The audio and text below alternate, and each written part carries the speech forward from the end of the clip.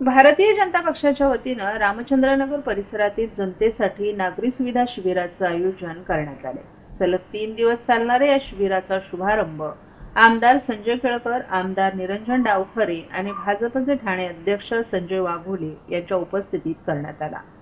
या शिबिराच्या मुख्य संयोजिका ठाणे शहर भाजपच्या सरचिटणीस डॉक्टर समीरा भारती यांनी केंद्र शासनाने नागरिकांसाठी विविध उपक्रम हाती घेतल्याचं सांगितलं, परंतु नागरिकांना त्यांची माहिती नसते। त्यामुळे पक्षाच्या वरिष्ठ नेतृत्वाने दिलेल्या निर्देशानुसार जनतेच्या दारात जाऊन त्यांना नागरी सुविधा देण्यासाठी हे शिबिर आयोजित करण्याचं त्यांनी सांगितलं।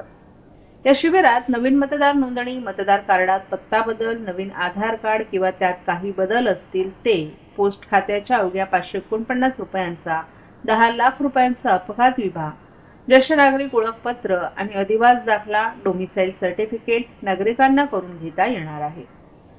2 फेब्रुवारीपर्यंत चालणाऱ्या या शिबिराचा नागरिकांनी अवश्य फायदा घ्यावा। हे शिबिर यशस्वी होण्यासाठी भाजप ठाणे शहर चिटणीस ॲडव्होकेट तृप्ती जोशी, लोकमान्य सावरकर नगर मंडळ अध्यक्ष निलेश पाटील, आपुलकी प्रदेशांचे अध्यक्ष भरत पडवळ विशेष परिश्रम घेत आहेत। भारतीय जनता पार्टीतर्फे ठाणे शहरामध्ये आपण विविध प्रकारच्या योजनांचे कॅम्प आतापर्यंत बऱ्याच प्रभागात झाले।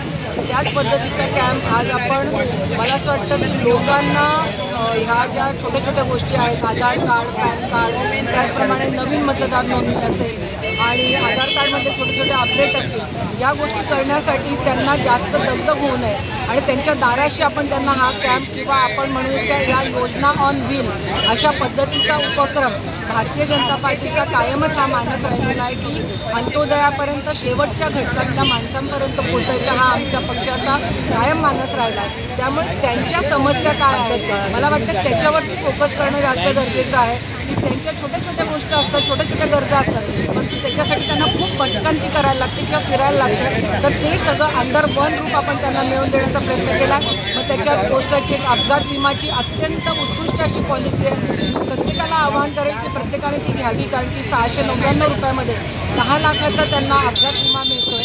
त्याचबरोबरीने त्यांना वैद्यकीय खर्च मिळतोय, मुलांना खर्च मिळतोय आणि अतिशय नॉमिनल अशी ती अमाऊंट आहे।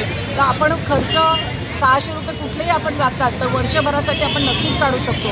त्याचबरोबरीने आधार कार्ड अपडेट, नवीन मतदार नोंदणी, युवा वर्गाला विशेष करून मी आवाहन करेल की त्यांनी आपलं नवीन मतदार नोंदणीमध्ये नाव आहे की नाही हे नक्कीच बघून घेतलं पाहिजे। कारण ज्यावेळेस आपण समोरच्याकडे बोट दाखवतो की काही करत असताना बदल घडत नाही, पण ते करत असताना आपण देखील नोंदणी करून त्याच्यामध्ये लोकशाहीच्या या उपक्रमामध्ये सहभाग घेतला पाहिजे।